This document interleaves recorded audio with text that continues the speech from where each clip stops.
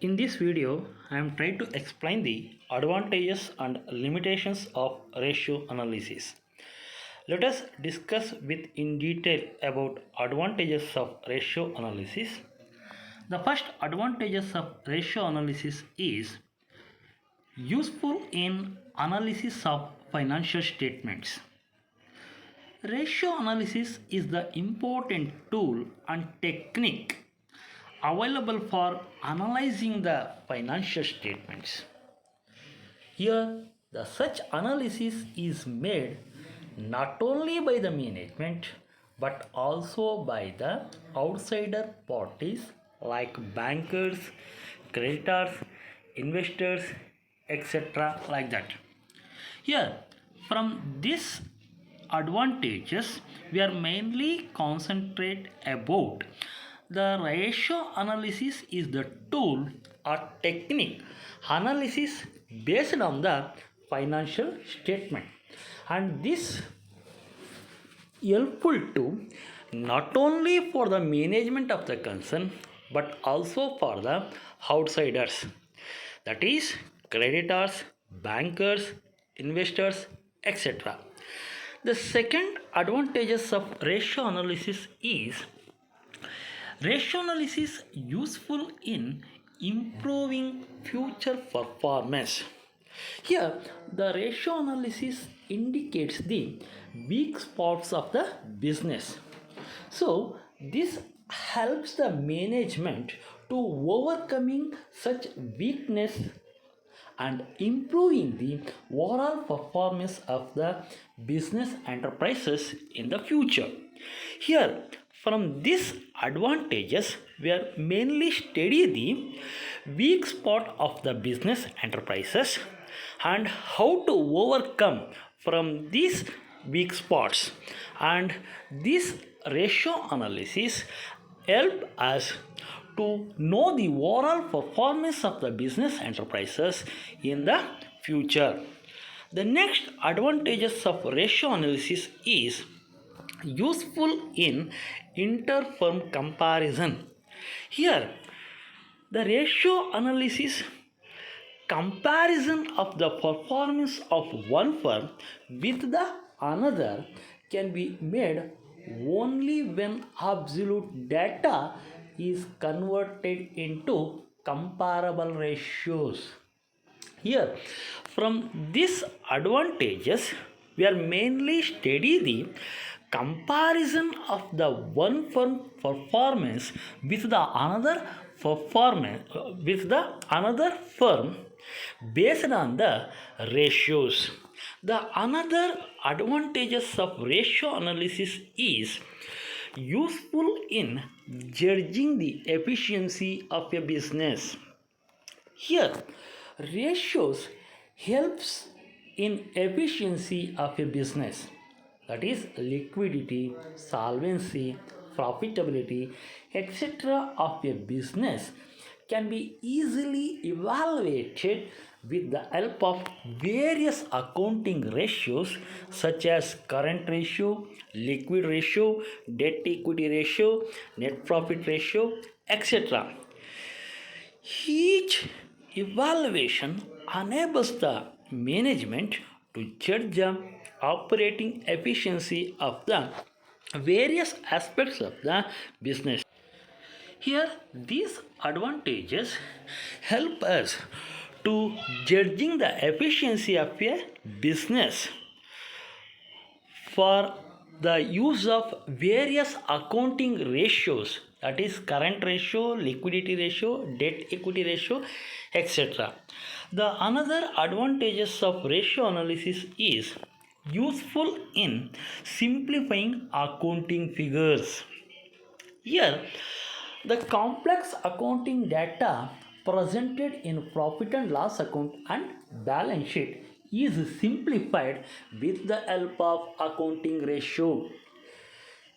Here, take for example, gross profit ratio, net profit ratio, etc. give a more easily understandable picture of the profitability of a business than the absolute profit figures. Here, when we saw the income statement and balance sheet, it will be very difficult for common man. So when we are computing the accounting ratio based on the financial statement, take for example, we are computing gross profit ratio, net profit ratio, debt equity ratio, etc. like that. From the gross profit ratio, we can easily understand the whether there is a gross profit or gross loss in the business enterprises. It can be easily understand compared to the financial statement. These are the advantages of ratio analysis. The next concept is limitations of ratio analysis or drawbacks of ratio analysis. The first limitations of ratio analysis is differences in definitions. Here, the comparison are made difficult due to differences in definitions of various financial terms. That is, lack of standard formula for working out ratios. So, this makes it difficult to compare them. They are worked out on the basis of different items in different industries. Here, from these limitations, we are mainly study the comparison of one firm with the another firm become very difficult, because in one firm we are using one ratio, in the another firm they are using other ratio. So in this regard, there is a drawback for comparing the result of one firm with the result of another firm. The another drawback or limitations of ratio analysis is limitations of accounting. Here, ratio analysis is based on financial statement. So here the financial statements themselves subject to the limitations. Thus, the ratios calculated on the basis of financial statement. Therefore, the figures of ratios also suffer from similar limitations. So, this is the second drawback of ratio analysis. The third drawback or disadvantages of ratio analysis is lack of proper standards. So, here it is very difficult to ascertain the standard ratio in order to make proper comparison, because it differs from firm to firm or industry to industry. Here, the another drawback of ratio analysis is lack of proper standards. Here, when we are comparing the performance of one firm with the another firm, or from one industry to another industry, there is some problems. That is, in case of standard or ideal ratios used in the particular industry is very important. This is another drawback or limitations of ratio analysis. The next one is no allowances for price level changes. Here, due to changes in price level of various years, comparison of ratios of such years cannot give correct conclusions. A change in the price level can seriously affect the validity of comparisons of ratios computed for different time periods. This is another very important drawback of ratio analysis. That is, no allowance for price level changes. From this drawback of ratio analysis, we are mainly study the when the price level is changes year by year, there is a problem of comparison of ratios from one firm to another firm. The next drawback or limitations of ratio analysis is changes in accounting procedure. Here, the methods of valuation of stock, such as FIFO, first in, first out, LIFO, last in, first out, simple average, weighted average, etc., and charging different methods of depreciation on fixed assets such as straight line method, diminishing balance method, annuity method, revaluation method, etc. Thus, different methods are followed by different firms for their valuation, then comparison will practically be of no use at all. This is another very important drawback of ratio analysis. Here, take for example, A is a one firm, B is an another firm. Here, A firm uses FIFO method of stock valuation. B firm uses LIFO method of stock valuation. Similarly, A firm uses straight line method of depreciation. B firm uses diminishing balance method of depreciation. Here there are two firms. They are followed two different methods of stock valuation and depreciation. So in this regard, the comparison between A firm with the B firm practically be of no use at all. This is very important drawback of ratio analysis. The next drawback or limitations of ratio analysis is qualitative factors are ignored. Here, ratios are tools of quantitative analysis only, and normally qualitative factors which may generally influence the conclusions derived are ignored while computing ratios. Here, from these limitations of ratio analysis, we are mainly study the ratio analysis is the tool of technique only used for quantitative information, that is the numerical information. This ratio analysis cannot be used to the qualitative information. The ratio analysis ignoring the qualitative factors or qualitative information in the business. This is another very important drawback of ratio analysis. The next one is limited use of single ratio. A single ratio would not be able to convey anything in the business enterprises. Here, ratios can be useful only when they are computed in a sufficient large number. If too many ratios are calculated, they are likely to confuse instead of revealing meaningful conclusions. Here, from these limitations, we are mainly study the usually in the business enterprises or in a firm or in a company, we are not using a single ratios. So instead of single ratio, the firm or company uses many ratios. So this is another very important drawback or limitations of ratio analysis. The last drawback of ratio analysis is background is overlooked.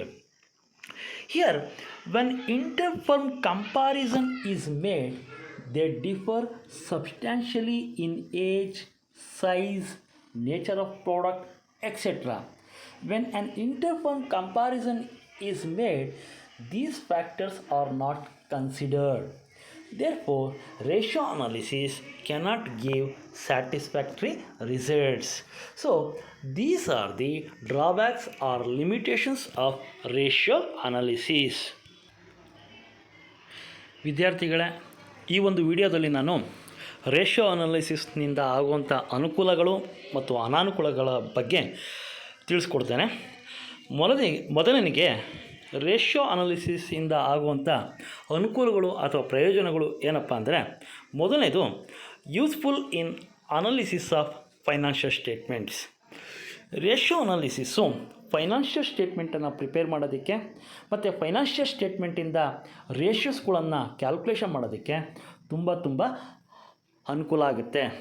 ಈ ratio analysis ಏನು financial ಸ್ಟೇಟ್ಮೆಂಟ್ನ analysis ಮಾಡುತ್ತೆ, ಆ financial statement ಒಂದು ವ್ಯಾಪಾರ ಸಂಸ್ಥೆಯ ಅಥವಾ ಕಂಪನಿಯ ಮ್ಯಾನೇಜ್ಮೆಂಟ್ಗೆ ಅಲ್ಲದೆ ಕಂಪನಿಯ ಔಟ್ಸೈಡರ್ಸ್ ಯಾರಿದ್ದಾರೆ, ಬ್ಯಾಂಕರ್ ಆಗಿರ್ಬೋದು, ಇನ್ವೆಸ್ಟರ್ಸ್ ಆಗಿರ್ಬೋದು ಅಥವಾ ಕ್ರೆಡಿಟರ್ಸ್ ಆಗಿರ್ಬೋದು, ಇವ್ರಿಗೂ ಸಹ ಈ ರೇಷಿಯೋ ಅನಾಲಿಸಿಸ್ ಇಂದ ಫೈನಾನ್ಷಿಯಲ್ ಸ್ಟೇಟ್ಮೆಂಟ್ ಅನಾಲಿಸಿಸ್ ಹೇಗೆ ಮಾಡ್ತಾ ಇದ್ದಾರೆ ಅನ್ನೋದ್ರ ಬಗ್ಗೆ ಅವರಿಗೆ ತುಂಬ ಅನುಕೂಲ ಆಗುತ್ತೆ. ಇನ್ನು ಎರಡನೇ ಅನುಕೂಲ ಏನಪ್ಪ ಅಂದರೆ useful in improving future performance. ಅಂದರೆ ಈ ರೇಷಿಯೋ ಅನಾಲಿಸಿಸನ್ನು ಒಂದು ವ್ಯಾಪಾರ ಸಂಸ್ಥೆಯಲ್ಲಿ ನಾವು ಬಳಸೋದ್ರಿಂದ ಆ ವ್ಯಾಪಾರ ಸಂಸ್ಥೆಯ ವೀಕ್ ಸ್ಪಾಟ್ ಯಾವುದಿದೆ ಅದನ್ನು ನಾವು ಐಡೆಂಟಿಫೈ ಮಾಡ್ಬೋದು. ಜೊತೆಗೆ ಆ ವೀಕ್ ಸ್ಪಾಟಿಂದ ನಾವು ಹೇಗೆ ಹೊರಗಡೆ ಬರಬೇಕು ಅನ್ನೋದು ಸಹ ನಮಗೆ ರೇಷಿಯೋ ಅನಾಲಿಸಿಸಿಂದ ಗೊತ್ತಾಗುತ್ತೆ. ಬಹಳ ಮುಖ್ಯವಾಗಿ ಇವೆರಡರಿಂದ ಒಂದು ವ್ಯಾಪಾರ ಸಂಸ್ಥೆಯ ಮುಂದಿನ ಪರ್ಫಾರ್ಮೆನ್ಸ್ ಹೇಗೆ ಮಾಡ್ಬೋದು ಅನ್ನೋದು ಸಹ ಈ ರೇಷಿಯೋ ಅನಾಲಿಸಿಸಿಂದ ನಮಗೆ ಬಹಳ ಚೆನ್ನಾಗಿ ಗೊತ್ತಾಗುತ್ತೆ. ಇದು ರೇಷಿಯೋ ಅನಾಲಿಸಿಸ್ನ ಎರಡನೆಯ ಬಹಳ ಮುಖ್ಯವಾದಂಥ ಒಂದು ಪ್ರಯೋಜನ. ಇನ್ನು ಮೂರನೇ ಪ್ರಯೋಜನ ಏನಪ್ಪ ಅಂದರೆ useful in inter firm comparison. ಅಂದರೆ ಈ ರೇಷಿಯೋ ಅನಾಲಿಸಿಸಿಂದ ನಾವು ಒಂದು ಫರ್ಮಿಂದ ಇನ್ನೊಂದು ಫರ್ಮ್ಗೆ ನಾವು ತುಂಬ ಈಸಿಯಾಗಿ ನಾವು ಹೋಲಿಕೆ ಮಾಡಬಹುದು. ಇದು ರೇಷಿಯೋ ಅನಾಲಿಸಿಸ್ನ ಮತ್ತೊಂದು ಅನುಕೂಲ. ಇನ್ನು ನಾಲ್ಕನೇ ಅನುಕೂಲ ಯಾವುದಪ್ಪ ಅಂದರೆ ratio analysis useful in judging the efficiency of A business. ಅಂದರೆ ಒಂದು ವ್ಯಾಪಾರ ಸಂಸ್ಥೆಯಲ್ಲಿ ನಾವು ಹಲವಾರು ವಿಧವಾದಂಥ ರೇಷಿಯೋಗಳನ್ನು ನಾವು ಯೂಸ್ ಮಾಡ್ತೇವೆ. ಅದು ಲಿಕ್ವಿಡಿಟಿ ರೇಷಿಯೋ ಆಗಿರ್ಬೋದು, ಸಾಲ್ವೆನ್ಸಿ ರೇಷಿಯೋ ಆಗಿರ್ಬೋದು, ಪ್ರಾಫಿಟಬಿಲಿಟಿ ರೇಷಿಯೋ ಆಗಿರ್ಬೋದು. ಇವನ್ನೆಲ್ಲವನ್ನು ಸಹ ನಾವು ಕಂಡುಹಿಡಿಯೋದ್ರಿಂದ ಆ ವ್ಯವಹಾರ ಸಂಸ್ಥೆಯ ಎಫಿಷಿಯನ್ಸಿ ಹೇಗಿದೆ ಅನ್ನೋದನ್ನು ನಾವು ತುಂಬ ಈಸಿಯಾಗಿ ನಾವು ಅವಲೋಕನ ಮಾಡ್ಬೋದು. ಅದು ಯಾವುದರಿಂದ ಸಾಧ್ಯ ಆಗುತ್ತೆ? ರೇಷಿಯೋಯಿಂದ ಸಾಧ್ಯವಾಗುತ್ತೆ. ಇದು ರೇಷಿಯೋ ಅನಾಲಿಸಿಸ್ನ ಮತ್ತೊಂದು ಅನುಕೂಲ. ಇನ್ನು ಕೊನೆಯ ಅನುಕೂಲ ಏನಪ್ಪ ರೇಷಿಯೋ ಅನಾಲಿಸಿಸ್ತು ಅಂದರೆ useful in simplifying accounting figures. ನಿಮಗೆ ಗೊತ್ತಿದೆ, ಫೈನಾನ್ಷಿಯಲ್ ಸ್ಟೇಟ್ಮೆಂಟ್ನ ನಾವು ಪ್ರಿಪೇರ್ ಮಾಡ್ತೀವಿ. ಅಂದರೆ ಇನ್ಕಮ್ ಸ್ಟೇಟ್ಮೆಂಟ್ನ ಪ್ರಿಪೇರ್ ಮಾಡ್ತೀವಿ ಮತ್ತು ಬ್ಯಾಲೆನ್ಸ್ ಶೀಟನ್ನು ಪ್ರಿಪೇರ್ ಮಾಡ್ತೀವಿ. ಇನ್ಕಮ್ ಸ್ಟೇಟ್ಮೆಂಟ್ ಪ್ರಿಪೇರ್ ಮಾಡಿದಾಗ ನಾವು ಪ್ರಾಫಿಟ್ ಬರುತ್ತೆ ಅಥವಾ ಲಾಸ್ ಬರುತ್ತೆ. ಬ್ಯಾಲೆನ್ಸ್ ಶೀಟ್ನ ಪ್ರಿಪೇರ್ ಮಾಡೋದ್ರಿಂದ ಆ ವ್ಯಾಪಾರ ಸಂಸ್ಥೆಯ ಫೈನಾನ್ಷಿಯಲ್ ಪೊಸಿಷನ್ ಎಷ್ಟಿದೆ ಅನ್ನೋದು ಗೊತ್ತಾಗುತ್ತೆ. ಯೂಶ್ವಲಾಗಿ ಈ ಫೈನಾನ್ಷಿಯಲ್ ಸ್ಟೇಟ್ಮೆಂಟನ್ನು ಪ್ರಿಪೇರ್ ಮಾಡೋದ್ರಿಂದ ಆ ಫೈನಾನ್ಷಿಯಲ್ ಸ್ಟೇಟ್ಮೆಂಟ್ ನಮಗೆ ನೋಡಿದ್ರೆ ಕೆಲವೊಂದು ಸಾರಿ ನಮಗೆ ಈಸಿಯಾಗಿ ಅರ್ಥ ಆಗಲ್ಲ. ಆ ವ್ಯಾಪಾರ ಸಂಸ್ಥೆಯಲ್ಲಿ ಲಾಭ ಆಗಿದೆಯೋ, ನಷ್ಟ ಆಗಿದೆಯೋ, ಅಥವಾ ಅದರ ಹಣಕಾಸಿನ ಸ್ಥಿತಿ ಹೇಗಿದೆ ಅನ್ನೋದು ನಮಗೆ ಅಷ್ಟು ಚೆನ್ನಾಗಿ ಗೊತ್ತಾಗಲ್ಲ. ಆದರೆ ಆ ಫೈನಾನ್ಷಿಯಲ್ ಸ್ಟೇಟ್ಮೆಂಟ್ ಇಂದ ನಾವು ರೇಷಿಯೋ ಅನಾಲಿಸಿಸ್ನ ಕಂಡಿಡಿದರೆ, ಅಂದರೆ ರೇಷಿಯೋಸನ್ನು ಕಂಡಿಡಿದರೆ, ಫಾರ್ ಎಕ್ಸಾಂಪಲ್ ಗ್ರಾಸ್ ಪ್ರಾಫಿಟ್ ರೇಷಿಯೋನೋ ಅಥವಾ ನೆಟ್ ಪ್ರಾಫಿಟ್ ರೇಷಿಯೋನೋ ಕಂಡಿಡಿದ್ರೆ ನಮಗೆ ತುಂಬ ಈಸಿಯಾಗಿ ಗೊತ್ತಾಗುತ್ತೆ. ಅಂದರೆ ನಾವು ಗ್ರಾಸ್ ಪ್ರಾಫಿಟ್ ರೇಷಿಯೋನ ಕಂಡುಹಿಡಿತೀವಿ. ಗ್ರಾಸ್ ಪ್ರಾಫಿಟ್ ಬಂದಿದ್ರೆ ಗ್ರಾಸ್ ಪ್ರಾಫಿಟ್ ಎಷ್ಟಿದೆ ಅಂತ ಗೊತ್ತಾಗುತ್ತೆ. ನೆಟ್ ಪ್ರಾಫಿಟ್ ಬಂದಿದ್ರೆ ಎಷ್ಟಿದೆ ನೆಟ್ ಪ್ರಾಫಿಟ್ ಅನ್ನೋದೆಲ್ಲ ಗೊತ್ತಾಗುತ್ತೆ. ಈ ರೇಷಿಯೋ ಅನಾಲಿಸಿಸಿಂದ ಎಷ್ಟು ಈಸಿಯಾಗಿ ಗೊತ್ತಾಗುತ್ತೆ ಅಂದರೆ ಅದು ಗ್ರಾಸ್ ಪ್ರಾಫಿಟ್ ಬಂದಿದೆಯಾ ಅಥವಾ ಗ್ರಾಸ್ ಲಾಸ್ ಆಗಿದೆಯಾ ಅಥವಾ ನೆಟ್ ಪ್ರಾಫಿಟ್ ಬಂದಿದೆಯಾ ಅಥವಾ ನೆಕ್ಸ್ಟ್ ಲಾಸ್ ಬಂದಿದೆಯಾ ಅನ್ನೋದು ತುಂಬ ಈಸಿಯಾಗಿ ನಮಗೆ ರೇಷಿಯೋಯಿಂದ ಗೊತ್ತಾಗುತ್ತೆ. ಆದರೆ ಫೈನಾನ್ಷಿಯಲ್ ಸ್ಟೇಟ್ಮೆಂಟ್ ಅನ್ನೋದು ತುಂಬ ಈಸಿಯಾಗಿ ನಮಗೆ ಅರ್ಥ ಆಗೋದಿಲ್ಲ. ಇದು ರೇಷಿಯೋ ಅನಾಲಿಸಿಸ್ನ ಬಹಳ ಮುಖ್ಯವಾದಂತಹ ಪ್ರಯೋಜನ. ಇನ್ನು ಈ ರೇಷಿಯೋ ಅನಾಲಿಸಿಸ್ನ ಡ್ರಾಬ್ಯಾಕ್ಸ್, ಅನಾನುಕೂಲಗಳು ಏನೇನು ಅನ್ನೋದ್ರ ಬಗ್ಗೆ ನಾವೀಗ ತಿಳ್ಕೊಳ್ಳೋಣ. ಮೊದಲನೇದು ಡಿಫ್ರೆನ್ಸಸ್ ಇನ್ ಡೆಫಿನೇಷನ್ಸ್.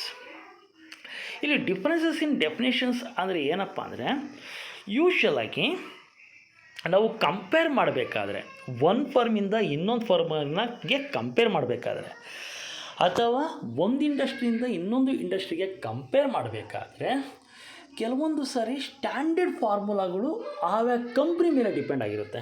ಈಗ ಅಂದರೆ ಎ ಫರ್ಮಲ್ಲಿ ಒಂದು ಫಾರ್ಮುಲಾವನ್ನು ನಾವು ಅಪ್ಲೈ ಮಾಡಿದ್ರೆ ಬಿ ಅನ್ನೋ ಫರ್ಮಲ್ಲಿ ಇನ್ನೊಂದು ಫಾರ್ಮುಲಾವನ್ನು ನಾವು ಅಪ್ಲೈ ಮಾಡ್ತೀವಿ. ಆ ಫಾರ್ಮುಲಾದಲ್ಲಿ ನಾವೇನಾದರೂ ರೇಷಿಯೋಗಳನ್ನ ಕಂಡುಹಿಡಿದ್ರೆ ಎ ಫರ್ಮ್ಗೂ ಮತ್ತು ಬಿ ಫರ್ಮ್ಗೂ ಏನಾಗುತ್ತೆ? ಡಿಫರೆನ್ಸ್ ಇರುತ್ತೆ, ಅಂದರೆ ವ್ಯತ್ಯಾಸ ಬರುತ್ತೆ. ಇದು ರೇಷಿಯೋ ಅನಾಲಿಸಿಸಿಂದ ಆಗುವಂಥ ಒಂದು ಅನಾನುಕೂಲ. ಇನ್ನು ಎರಡನೇ ಡ್ರಾಬ್ಯಾಕ್ ಅಥವಾ ಅನಾನುಕೂಲ ಏನಪ್ಪ ರೇಷಿಯೋ ಅನಾಲಿಸಿಸ್ ಅಂದರೆ ಲಿಮಿಟೇಷನ್ಸ್ ಆಫ್ ಅಕೌಂಟಿಂಗ್ ರೆಕಾರ್ಡ್ಸ್. ಅಂದರೆ ನಿಮಗೆ ಗೊತ್ತಿರಬೇಕು, ಈ ರೇಷಿಯೋ ಅನಾಲಿಸಿಸ್ ಅನ್ನೋದು ಫೈನಾನ್ಷಿಯಲ್ ಸ್ಟೇಟ್ಮೆಂಟ್ ಮೇಲೆ ಡಿಪೆಂಡ್ ಆಗಿದೆ, ಅವಲಂಬಿತವಾಗಿದೆ. ಯಾವುದ್ರ ಮೇಲೆ? ರೇಷಿಯೋ ಅನಾಲಿಸಿಸ್ ಅನ್ನೋದು ಫೈನಾನ್ಷಿಯಲ್ ಸ್ಟೇಟ್ಮೆಂಟ್ ಮೇಲೆ ಅವಲಂಬಿತವಾಗಿದೆ. ಈ ಫೈನಾನ್ಷಿಯಲ್ ಸ್ಟೇಟ್ಮೆಂಟ್ ಅನ್ನೋದೇ ಹಲವಾರು ಸಮಸ್ಯೆಗಳ ಅಥವಾ ಗೊಂದಲಗಳ ಗೂಡಾಗಿದ್ದರೆ, ರೇಷಿಯೋ ಅನಾಲಿಸಿಸು ಅಥವಾ ರೇಷಿಯೋನ ಯಾವುದ್ರ ಮೇಲೆ ಕಂಡುಹಿಡಿತೀವಿ ನಾವು? ಫೈನಾನ್ಷಿಯಲ್ ಸ್ಟೇಟ್ಮೆಂಟ್ ಮೇಲೆ ಕಂಡುಹಿಡಿತೀವಿ. ಹಾಗಾದರೆ ನಾವು ಏನು ರೇಷಿಯೋನ ಕಂಡುಹಿಡಿತೀವಿ ಫೈನಾನ್ಷಿಯಲ್ ಸ್ಟೇಟ್ಮೆಂಟ್ ಮೇಲೆ, ಅದೂ ಸಹ ಏನಾಗ್ತವೆ? ಹಲವಾರು ಸಮಸ್ಯೆಗಳ ಗೂಡಾಗ್ತವೆ ಅಥವಾ ಗೊಂದಲಗಳ ಗೂಡಾಗಿ ನಮಗೆ ಗೋಚರ ಆಗ್ತವೆ. ಇದು ರೇಷಿಯೋ ಅನಾಲಿಸಿಸ್ನ ಎರಡನೆಯ ಅನಾನುಕೂಲ. ಇನ್ನು ಮೂರನೇ ಅನಾನುಕೂಲ ಏನಪ್ಪ ಅಂದರೆ ಲ್ಯಾಕ್ ಆಫ್ ಪ್ರಾಪರ್ ಸ್ಟ್ಯಾಂಡರ್ಡ್ಸ್. ಇದು ಬಹಳ ಮುಖ್ಯವಾದಂಥ ಒಂದು ಅನಾನುಕೂಲ ರೇಷಿಯೋ ಅನಾಲಿಸಿಸ್ದು. ಏನಪ್ಪ ಅಂದರೆ, ಈಗ ನಾವು ಒಂದು ಫರ್ಮಿಂದ ಇನ್ನೊಂದು ಫರ್ಮ್ಗೆ ನಾವು ಹೋಲಿಕೆ ಮಾಡ್ತೀವಿ, ಅಥವಾ ಒಂದು ಇಂಡಸ್ಟ್ರಿಯಿಂದ ಇನ್ನೊಂದು ಇಂಡಸ್ಟ್ರಿಗೆ ನಾವು ಹೋಲಿಕೆ ಮಾಡ್ತೀವಿ. ಈ ಹೋಲಿಕೆ ಮಾಡಬೇಕಾದ್ರೆ ಈ ಸ್ಟ್ಯಾಂಡರ್ಡ್ ಅಥವಾ ಐಡಿಯಲ್ ರೇಷಿಯೋ ಏನು ಇದೆ ಅದು ಆವಾಗ ಕಂಪ್ನಿ ಮೇಲೆ ಡಿಪೆಂಡ್ ಆಗಿರುತ್ತೆ. ಈಗ ಏನೋ ಒಂದು ಫರ್ಮು ಒಂದು ಐಡಿಯಲ್ ಅಥವಾ ಸ್ಟ್ಯಾಂಡರ್ಡ್ ರೇಷಿಯೋನ ಮೇಂಟೈನ್ ಮಾಡಿರುತ್ತೆ ಅಂದ್ಕೊಳ್ಳಿ. ಬಿ ಅನ್ನೋ ಇನ್ನೊಂದು ಫರ್ಮು ಅದೇ ಒಂದು ಸ್ಟ್ಯಾಂಡರ್ಡ್ ಅಥವಾ ಐಡಿಯಲನ್ನು ರೇಷಿಯೋನ ಫಾಲೋ ಮಾಡಿರುತ್ತೆ. ಈಗ ಎ ಫರ್ಮೇ ಒಂದು ಸ್ಟ್ಯಾಂಡರ್ಡ್ನ ಫಾಲೋ ಮಾಡಿದೆ, ಬಿ ಫರ್ಮೇ ಒಂದು ಸ್ಟ್ಯಾಂಡರ್ಡನ್ನು ಫಾಲೋ ಮಾಡಿದೆ ಅಂದರೆ ಈಗ ಎ ಫರ್ಮ್ಗೂ ಮತ್ತು ಬಿ ಫರ್ಮ್ಗೂ ನಾವು ಕಂಪ್ಯಾರಿಸನ್ ಮಾಡೋದಕ್ಕೆ ಆಗಲ್ಲ. ಇದು ರೇಷಿಯೋ ಅನಾಲಿಸಿಸಿಂದ ಆಗುವಂಥ ಮತ್ತೊಂದು ಅನಾನುಕೂಲ. ಇನ್ನು ನಾಲ್ಕನೆಯ ಅನಾನುಕೂಲ ಏನಪ್ಪ ಅಂದರೆ no alliances for price level changes. ನಿಮಗೆ ಗೊತ್ತಿದೆ, ಪ್ರೈಸ್ ಲೆವೆಲ್ಸು ದಿನದಿಂದ ದಿನಕ್ಕೆ ಅಥವಾ ವರ್ಷದಿಂದ ವರ್ಷಕ್ಕೆ ಚೇಂಜ್ ಆಗ್ತಾ ಇದ್ದರೆ ನಾವು ರೇಷಿಯೋ ಅನಾಲಿಸಿಸ್ ಏನು ಪ್ರಿಪೇರ್ ಮಾಡ್ತೀವಿ ಅಥವಾ ಕಂಡುಹಿಡ್ತೀವಿ ಒಂದು ವ್ಯಾಪಾರ ಸಂಸ್ಥೆಯಲ್ಲಿ ಮತ್ತು ಇನ್ನೊಂದು ವ್ಯಾಪಾರ ಸಂಸ್ಥೆಯಲ್ಲಿ ಕ್ಯಾಲ್ಕುಲೇಷನ್ ಮಾಡ್ತೀವಿ ರೇಷಿಯೋ ಅನಾಲಿಸಿಸು, ಅದು ಸಹ ಏನಾಗ್ತಾ ಹೋಗುತ್ತೆ? ಡಿಫ್ರೆನ್ಸ್ ಆಗ್ತಾ ಹೋಗುತ್ತೆ. ಯಾಕೆ ಡಿಫ್ರೆನ್ಸ್ ಆಗುತ್ತೆ ಅಂದರೆ ಪ್ರೈಸ್ ಲೆವೆಲ್ ಚೇಂಜಸ್ ಆದಂಗೆಲ್ಲ ರೇಷಿಯೋ ಅನಾಲಿಸಿಸಲ್ಲೂ ಏನಾಗ್ತಾ ಹೋಗುತ್ತೆ? ಕಂಪ್ನಿಯಿಂದ ಕಂಪ್ನಿಗೆ, ಫರ್ಮಿಂದ ಫರ್ಮ್ಗೆ ಏನಾಗ್ತಾ ಹೋಗುತ್ತೆ? ಚೇಂಜಸ್ ಆಗ್ತಾ ಹೋಗುತ್ತೆ. ಇದು ರೇಷಿಯೋ ಅನಾಲಿಸಿಸ್ನ ಮತ್ತೊಂದು ಅನಾನುಕೂಲ. ಇನ್ನು ನೆಕ್ಸ್ಟು ಅನಾನುಕೂಲ ಏನಪ್ಪ ರೇಷಿಯೋ ಅನಾಲಿಸಿಸ್ದು ಅಂದರೆ, ಮುಂದಿನ ಅನಾನುಕೂಲ ಯಾವುದಪ್ಪ ಅಂದರೆ ಚೇಂಜಸ್ ಇನ್ ಅಕೌಂಟಿಂಗ್ ಪ್ರೊಸೀಜರ್. ನಿಮಗೆ ಗೊತ್ತಿದೆ, ಮೆಥಡ್ ಆಫ್ ವ್ಯಾಲ್ಯೂಯೇಷನ್ ಆಫ್ ಸ್ಟಾಕನ್ನು ವ್ಯಾಲ್ಯೂಯೇಷನ್ ಮಾಡಬೇಕಾದ್ರೆ ತುಂಬ ಮೆಥಡ್ಸ್ ಇದೆ.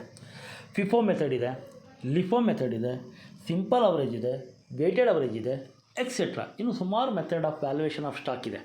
ಅದೇ ಥರ ಮೆಥಡ್ಸ್ ಆಫ್ ಡಿಪ್ರಿಸಿಯೇಷನ್ ಕ್ಯಾಲ್ಕುಲೇಷನ್ ಮಾಡೋದು ಸಹ ತುಂಬ ಇದ್ದಾವೆ. ಅದು ಸ್ಟ್ರೈಟ್ ಲೈನ್ ಮೆಥಡ್ ಇದೆ, ಡಿಮಿನಿಷಿಂಗ್ ಬ್ಯಾಲೆನ್ಸ್ ಮೆಥಡ್ ಇದೆ, ಆ್ಯನ್ಯುಟಿ ಮೆಥಡ್ ಇದೆ, ರಿವ್ಯಾಲ್ಯೂಯೇಷನ್ ಮೆಥಡ್ ಇದೆ. ತುಂಬ ಮೆಥಡ್ಸ್ ಇದೆ ಡಿಪ್ರಿಸಿಯೇಷನ್ ಕ್ಯಾಲ್ಕುಲೇಷನ್ ಮಾಡೋದಕ್ಕೂ. ಇಲ್ಲಿ ನಾವು ಅಕೌಂಟಿಂಗ್ ಪ್ರೊಸೀಜರ್ ಏನಿದೆ ಅದನ್ನು ಫಾಲೋ ಮಾಡೋದು ಬಹಳ ಇಂಪಾರ್ಟೆಂಟ್ ಆಗುತ್ತೆ. ಇಲ್ಲಿ ಉದಾಹರಣೆಗೆ 2 ಫರ್ಮ್ ಇದೆ ಅಂತ ತಗೊಳ್ಳೋಣ. ಎ ಅನ್ನೋದು ಒಂದು ಫರ್ಮು, ಬಿ ಅನ್ನೋದು another firm. A firm FIFO method of stock valuation ಮಾಡ್ತಾಯಿದೆ, B firm LIFO method of stock ವ್ಯಾಲ್ಯೂಯೇಷನ್ನ ಫಾಲೋ ಮಾಡ್ತಾಯಿದೆ. ಅದೇ ಥರ A firm straight line method of ಡಿಪ್ರಿಸಿಯೇಷನ್ನ ಫಾಲೋ ಮಾಡ್ತಾಯಿದೆ, ಬಿ ಫರ್ಮು ಡಿಮಿನಿಷಿಂಗ್ ಬ್ಯಾಲೆನ್ಸ್ ಮೆಥಡಲ್ಲಿ ಡಿಪ್ರಿಸಿಯೇಷನನ್ನು ಕ್ಯಾಲ್ಕುಲೇಷನ್ ಮಾಡ್ತಾಯಿದೆ. ಈ ಥರ ಇದ್ದಾಗ ಎ ಫರ್ಮ್ನ ಮತ್ತು ಬಿ ಫರ್ಮ್ನ ಕಂಪೇರ್ ಮಾಡೋದ್ರಿಂದ, ಅಂದರೆ ಹೋಲಿಕೆ ಮಾಡೋದ್ರಿಂದ ನಮಗೆ ಯಾವುದೇ ರೀತಿಯ ಅನುಕೂಲ ಆಗಲ್ಲ. ಯಾಕೆ ಅಂದರೆ ಎ ಫರ್ಮಲ್ಲಿ ಫಾಲೋ ಮಾಡ್ತಾ ಇರೋಂಥ ಮೆಥಡ್ಸ್ ಆಫ್ ಸ್ಟಾಕು ವ್ಯಾಲ್ಯೂಯೇಷನ್ನು ಮತ್ತು ಮೆಥಡ್ಸ್ ಆಫ್ ಡಿಪ್ರಿಸಿಯೇಷನ್ನು, ಮತ್ತು ಬಿ ಫರ್ಮಲ್ಲಿ ಫಾಲೋ ಮಾಡ್ತಾ ಇರೋಂಥ ಮೆಥಡ್ಸ್ ಆಫ್ ಸ್ಟಾಕ್ ವ್ಯಾಲ್ಯೂಯೇಷನ್ನು ಮತ್ತು ಮೆಥಡ್ಸ್ ಆಫ್ ಡಿಪ್ರಿಸಿಯೇಷನ್ನು ಏನಾಗಿದೆ? ಬೇರೆ ಬೇರೆ ಆಗಿರೋದ್ರಿಂದ ಅವೆರಡಕ್ಕೂ ಹೋಲಿಕೆ ಮಾಡೋದರಲ್ಲಿ ಯಾವುದೇ ಅರ್ಥ ಇರೋದಿಲ್ಲ. ಇದು ರೇಷಿಯೋ ಅನಾಲಿಸಿಸ್ನ ಬಹಳ ಮುಖ್ಯವಾದಂಥ ಒಂದು ಅನಾನುಕೂಲ. ನೆಕ್ಸ್ಟು ಅನಾನುಕೂಲ ಯಾವುದಪ್ಪ ಅಂದರೆ qualitative factors are ignored. Ratio analysis ಏನಿದೆ, ಒಂದು ವ್ಯಾಪಾರ ಸಂಸ್ಥೆಯಲ್ಲಿ ನಾವು ರೇಷಿಯೋ ಅನಾಲಿಸಿಸ್ ಏನು ನಾವು ಉಪಯೋಗಿಸ್ತೀವಿ, ಆ ರೇಷಿಯೋ ಅನಾಲಿಸಿಸ್ ಅನ್ನೋದು ಬರೀ ಕ್ವಾಂಟಿಟೇಟಿವ್ ಇನ್ಫಾರ್ಮೇಷನನ್ನು ತಗೊಳುತ್ತೆ. ಅಂದರೆ ನ್ಯೂಮೆರಿಕಲ್ ಫಿಗರ್ಸನ್ನು ಮಾತ್ರ ತಗೊಳುತ್ತೆ, ಅಂದರೆ ಓನ್ಲಿ ಅಂಕಿಅಂಶಗಳನ್ನು ಮಾತ್ರ ಅದು ಪರಿಗಣಿಸುತ್ತೆ. ಆದರೆ ಕ್ವಾಲಿಟೇಟಿವ್ ಇನ್ಫಾರ್ಮೇಷನನ್ನು, ಅಂದರೆ ಗುಣಾತ್ಮಕವಾದಂತಹ ಮಾಹಿತಿಗಳನ್ನು ಯಾವುದೇ ಕಾರಣಕ್ಕೂ ರೇಷಿಯೋ ಅನಾಲಿಸಿಸು ತಗೊಳ್ಳೋದಿಲ್ಲ. ಅದನ್ನೇನು ಮಾಡುತ್ತೆ? ಅದು ಇಗ್ನೋರ್ ಮಾಡುತ್ತೆ. ಇದು ಸಹ ರೇಷಿಯೋ ಅನಾಲಿಸಿಸ್ನ ಬಹಳ ಮುಖ್ಯವಾದ ಒಂದು ಅನಾನುಕೂಲ. ಇನ್ನು ಮುಂದಿನ ಅನಾನುಕೂಲ ಯಾವುದಪ್ಪ ಅಂದರೆ limited use of single ratio. ಅಂದರೆ ನಿಮಗೆ ಗೊತ್ತಿರಲಿ, ರೇಷಿಯೋ ಅನಾಲಿಸಿಸ್ ಅಂದರೆ ಒಂದು ವ್ಯಾಪಾರ ಸಂಸ್ಥೆಯಲ್ಲಿ ನಾವು ಬರೀ ಒಂದೋ ಎರಡೋ ರೇಷಿಯೋನ ನಾವು ಕಂಡುಹಿಡಿಯಲ್ಲ. ಒಂದು ವ್ಯಾಪಾರ ಸಂಸ್ಥೆ ಅಂದರೆ ನಾವು ಅಲ್ಲಿ ಹಲವಾರು ವಿಧವಾದಂತಹ ರೇಷಿಯೋಗಳನ್ನು ನಾವು ಕಂಡುಹಿಡಿತೀವಿ. ಕರೆಂಟ್ ರೇಷಿಯೋ ಆಗಿರ್ಬೋದು, ಲಿಕ್ವಿಡಿಟಿ ರೇಷಿಯೋ ಆಗಿರ್ಬೋದು, ಅಥವಾ ಟರ್ನ್ ಓವರ್ ರೇಷಿಯೋ ಆಗಿರ್ಬೋದು, ಪ್ರಾಫಿಟಬಿಲಿಟಿ ರೇಷಿಯೋ ಆಗಿರ್ಬೋದು. ಈ ಥರ ತುಂಬ ರೇಷಿಯೋಗಳನ್ನು ನಾವು ಒಂದು ವ್ಯಾಪಾರ ಸಂಸ್ಥೆಯಲ್ಲಿ ಕಂಡುಹಿಡಿತೀವಿ. ಅಂದರೆ ಹಲವಾರು ರೇಷಿಯೋಗಳನ್ನು ಕಂಡುಹಿಡಿಯೋದ್ರಿಂದ ನಾವು ಟೋಟಲ್ ಓವರಾಲ್ ಪರ್ಫಾರ್ಮೆನ್ಸನ್ನು ಅಥವಾ ಕಂಕ್ಲೂಷನನ್ನು ಡ್ರಾ ಮಾಡೋದು ಆ ವ್ಯಾಪಾರ ಸಂಸ್ಥೆಯಲ್ಲಿ ಬಹಳ ಕಷ್ಟಕರವಾದಂಥ ಒಂದು ಸಮಸ್ಯೆ. ಆದರೆ ನಿಮಗೆ ಗೊತ್ತಿರಲಿ, ರೇಷಿಯೋನ ನಾವು ಒಂದು ಅಥವಾ ಎರಡು ರೇಷಿಯೋನ ಒಂದು ವ್ಯಾಪಾರ ಸಂಸ್ಥೆಯಲ್ಲಿ ನಾವು ಯೂಸ್ ಮಾಡಲ್ಲ. ಇದು ರೇಷಿಯೋ ಅನಾಲಿಸಿಸ್ನ ಮತ್ತೊಂದು ಬಹಳ ಮುಖ್ಯವಾದಂಥ ಅನಾನುಕೂಲ. ಇನ್ನು ಕೊನೆಯ ಅನಾನುಕೂಲ ಯಾವುದಪ್ಪ ಅಂದರೆ ಬ್ಯಾಕ್ಗ್ರೌಂಡ್ ಈಸ್ ಓವರ್ಲುಕ್ಡ್. ಅಂದರೆ ನಿಮಗೆ ಗೊತ್ತಿರಲಿ, age, size, nature of product etcetera ಇದ್ರ ಮುಖಾಂತರ ನಾವು ಏನಾದರೂ ಒಂದು ಕಂಪನಿಯನ್ನು ಮತ್ತು ಅಥವಾ ಇನ್ನೊಂದು ಕಂಪನಿಯನ್ನು ಅಥವಾ ಒಂದು ಫರ್ಮನ್ನು ಅಥವಾ ಇನ್ನೊಂದು ಫರ್ಮನ್ನು ನಾವು ಕಂಪೇರ್ ಮಾಡೋದಕ್ಕೆ ಆಗೋದಿಲ್ಲ. ಈ ಥರ ನಾವು ಮಾಡೋಂಗಿದ್ರೆ ರೇಷಿಯೋ ಅನಾಲಿಸಿಸು ಯಾವುದೇ ಕಾರಣಕ್ಕೂ ಸ್ಯಾಟಿಸ್ಫ್ಯಾಕ್ಟರಿ ರಿಸಲ್ಟನ್ನು ಆ ವ್ಯಾಪಾರ ಸಂಸ್ಥೆಯಲ್ಲಿ ಅದು ಕೊಡೋದಿಲ್ಲ. ಈ ಮೇಲ್ಕಂಡ ಎಲ್ಲವುಗಳು ಕೂಡ ರೇಷಿಯೋ ಅನಾಲಿಸಿಸ್ನ ಅನಾನುಕೂಲಗಳು. Thank you for watching this video.